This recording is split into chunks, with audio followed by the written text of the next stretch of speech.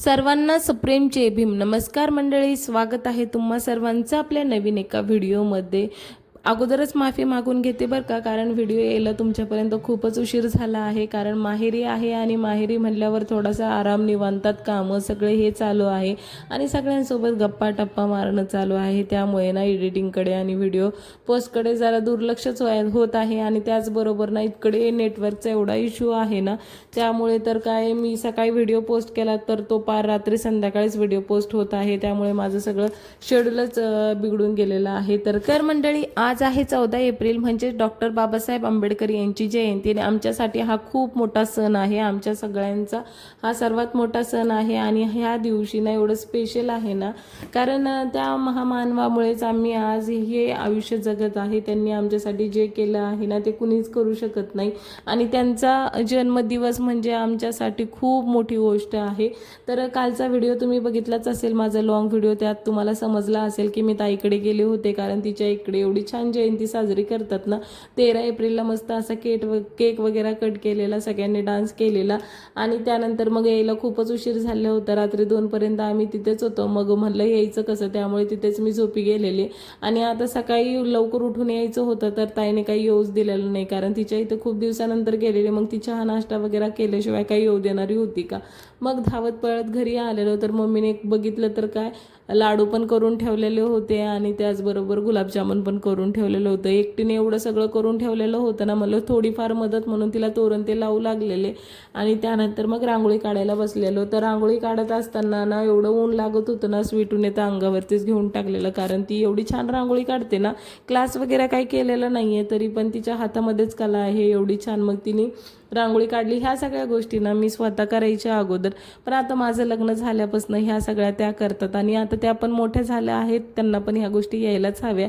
तर तिला मदत म्हणून मी थोडीफार रांगोळी काढलेली, म्हणजे वेला अशी सिंपल रांगोळी काढलेली. आणि तिने बघा ना किती सुंदर रांगोळी काढलेली.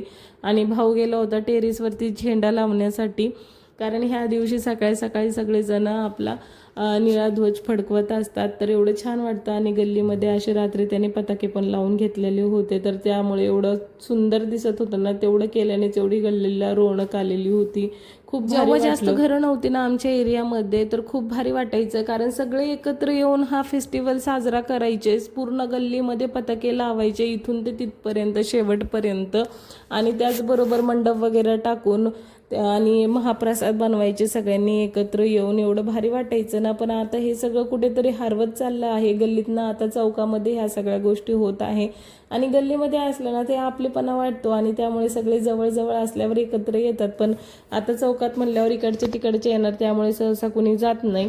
आणि मग त्यामुळे आता आम्ही आमच्या घरासमोरच असं डेकोरेशन ते करून घेत असतो. मग तेवढं तरी छान वाटतं. आणि सगळं झालं त्यानंतर मग स्वयंपाकाची तयारी करायची होती, कारण मम्मी ना, म्हणजे मी लहान होते तेव्हापासूनच तिलाही मी बघत आलेले आहे. खूप मोठा स्वयंपाक असा करते आणि पूर्ण गल्लीमध्ये ना ताट देत असते. तर मग आता एवढा सगळा स्वयंपाक करायचा म्हणल्यावर तिने आणि माझ्या वहिनीने दोघींनी मिळून करून घेतलेला.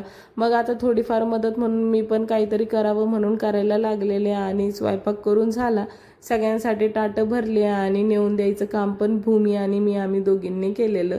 आता तुम्ही म्हणणार ही काय खाऊन पिऊन पूजा करायला लागलेली, तर खाऊन पिऊन नाही बरं का. पूजा ही सकाळीच करायची होती, पण सगळे ना रात्री खूप दमलेले, तर सकाळी कुणी लवकर उठलेलंच नाही, कारण 2 वाजेपर्यंत पताके ते लावणंच चालू होतं. त्यानंतर मग सकाळी कुणाला जाग येणार. मग उठले, फ्रेश झाले आणि परत सगळेजण झोपून गेलेले. त्याच्यामुळे ना हे वंदना घ्यायचं राहूनच गेलेलं.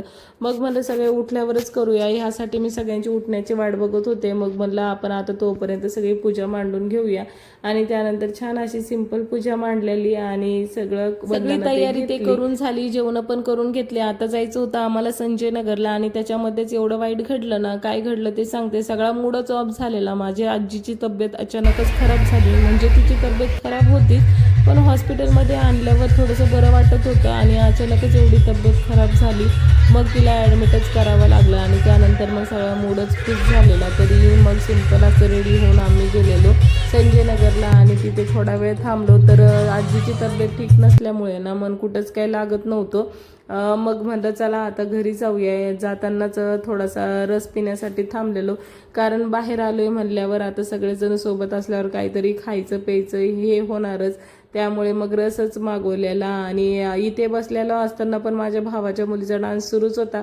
त्यांचं पण असंच आहे, DJ वाजला किंवा गाणे वाजले ना त्यांचं पण काही थांबतच नाही, त्यांचा डान्स हा लगेचच सुरू होतो. निघता निघता पण त्यांचा डान्स सुरूच झालेला. बघा दोघीजणी कशा डान्स करत होत्या.